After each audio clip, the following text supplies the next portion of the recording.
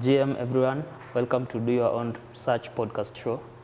Today I'm honored to have Wycliff from CoreDAO, and we just want to have a conversation around the CoreDAO. So please introduce yourself and let's discuss about CoreDAO. Yeah, well, great. So I'm so much happy to be part of the podcast today. So my name is Wycliff from Core. And just to give a little bit about Core, Core is an EVM layer 1 compatible chain. It's a Turing complete chain that is powered by the Bitcoin hash rate. Yeah, so that's just an overview of CoreDAO, and yes, you can proceed, sir. Could you probably demystify to some of us who are not technical, what do you mean by Turing complete? Yeah, when I talk about a Turing complete chain, it's sort of an independent chain. Yeah, Core is a well-established chain, and it's fully open source. Yeah, so first you had me mentioned about it's EVM compatible, yet it's still Bitcoin aligned. Yeah, so the idea was to tap into the Bitcoin security, and by tapping into the Bitcoin security so as to secure a hyper-scalable smart contract. Yeah, so that was something that initially could not happen. And typically now Core is the first EVM-compatible, most Bitcoin-aligned chain. Yeah. Yeah, and just to echo on that, there is something called the blockchain trilemma: the decentralization, security, and scalability. So Bitcoin, everyone who knows about Bitcoin, they know how super decentralized and secure it is. But now, that's where now the trilemma comes in. It's not very scalable. And I think now that's where CoreDAO comes in, by leveraging on the scalability nature of EVM. So just echoing what Core is doing, they're now making it possible to scale, like to build dApps and stuff, at the same time leverage on the decentralization nature of Bitcoin. I think I'm right. Yes, correct. In terms of that, you see, in CoreDAO, Bitcoiners are also contributing to the governance of Core, because like in Core is the first chain to implement the Bitcoin non-custodial staking product. And you remember when I talked about the security, the Bitcoin miners, like they redelegate their hash power. Like they endorse their hash power to secure Core chain. Aside just from them competing to win the Bitcoin blocks, they can now redelegate the hash power to secure an EVM smart contract. And by doing so, they actually gain access to the Core block rewards. Yeah, so Core will be like a second subsidy to Bitcoin miners. Because as you see, Core was anticipating, like in the next 5 Bitcoin halvings, what will be the reward of Bitcoin miners? Because we've actually seen that in a timeline of 4 years, the reward for Bitcoin miners gets sliced into 2. So, and the Bitcoin miners are fully the backbone of blockchain technology. Yet if they're not rewarded enough, most of them can decide to close down and shut down their infrastructures. Yeah, and if you also look on the other side, like Bitcoin miners are the biggest sellers of Bitcoin, because they have to sell Bitcoin to sustain their infrastructure. So that I see it as not wise to sell a digital gold asset. Yeah, so that's why Core came into play, to like be another tool on the Bitcoin miners toolkit.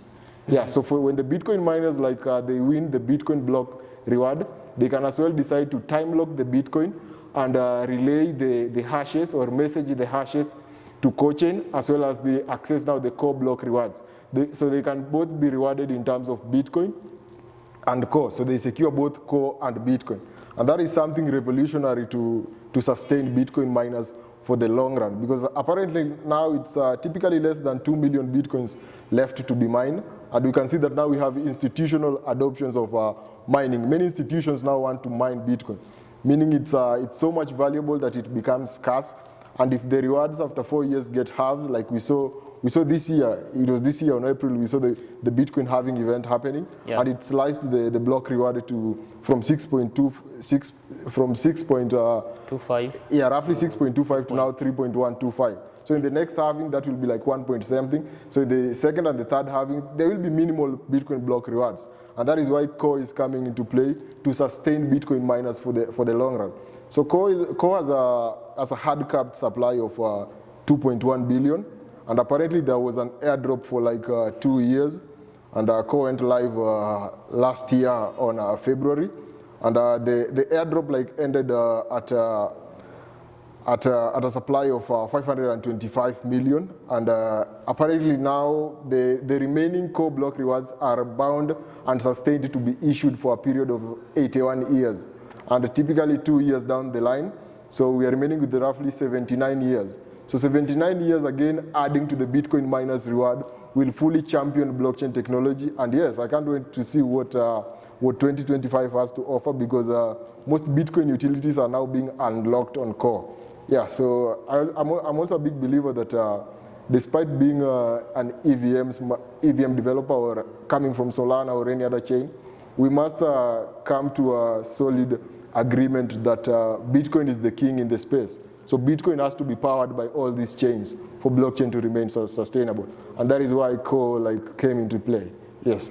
Yeah, and I guess last year I actually really didn't know what Core was about. I was just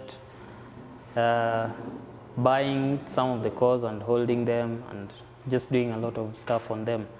So moving on to probably another aspect about CoreDAO, I was lucky enough to attend some of your, should I call them seminars and stuff? Yes, correct. And you talked about a lot of opportunities now for the developers and just people who want to contribute to CoreDAO.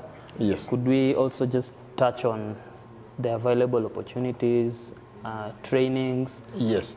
And yeah, even people who are building on the core, where they can get things like grants or just support. Oh, fantastic. So Core had a program initially known as the African Innovation Fund. So there was a $5 million grant that was typically allocated to champion African EVM developers who are building on Core chain. Yeah. So that was an opportunity that we saw most African developers tapping into the opportunities, and it was so massive and remarkable for them. And there is also another program known as the Core Commit program. Mm-hmm. So Core Commit program is a 3-month internship program whereby CoreDAO has partnered with most VCs from well-known institutions like Google, from UTXO, and these are well-known players in the space. And you'll actually, as a developer, tapping into the opportunities when you submit your project to the Core Commit program, you'll access mentorship from industry experts from Google and VCs who are in partnership with Core. And there is a reward of, during the 3 months course internship and mentorship period, there's a monthly incentive that you'll be awarded for pushing your commits and based on your progress. So it was set to roughly, I saw it as more than $2,500, and that is something great to empower developers and help them nurture their products and push them on-chain and to mainstream. Yeah, so Core is also interoperable in terms of cross-chain interoperabilities, meaning as well as you are in Core, you can as well as tap into other chains for active user base like Ton. Yeah, so those are some of the opportunities that are happening in Core. And there is also some other opportunities like the Core Ignition programs. So the Core Ignition programs allows also, aside from developers, it also allows on-chain users, just by interacting with the dApps that are building on Core chain, you get to earn sparks. And by earning sparks, the Ignition program runs for a period of 2 months. So based on your interaction as a user to the dApps, you'll be earning sparks. So the more you interact, the more the sparks. So after the 2 months Ignition program period, there will be a snapshot based on the amount of sparks that you've earned. And after the snapshot, you can now convert your sparks to Core. And that also is a subsidy and a reward for both developers and users. Yeah, but there is more to come aside from all those that I've mentioned. Yeah. Yeah, that's an alpha. That's an alpha for the DJs out there. get into the core ecosystem and just start contributing and earn sparks. Yes. You will also share with me the links to most of the resources that you've shared. Yes, correct. And I guess that's just about core. This is just like a first instance of tapping into Wycliff's broad knowledge about core. And we hope to have other conversations on core. So you can also just share your socials and core's socials so that the listeners and those who are watching can follow along. Oh yes, fantastic. So on X you can find me at WYCL32446. That's my username. But based on my name on X, it's just Wycliff Osano. Yeah, and on Discord it's Dorex45. On Telegram it's Dorex45. Yeah, so I'll be much happy to connect with you guys, and yeah, I think so far so good. Yeah, I'll also link the core documentations and socials in the episode description. Remember to follow us at DYOR Labs with a Z on X, and looking forward to holding such conversations. And just a disclaimer, none of whatever we discuss here is by any chance financial advice. You are just encouraged to do your own research and make your own financial decisions. So thank you so much, and yes, thank you so much. one. Yes, looking forward for more engaging sessions. Cool. Thank you.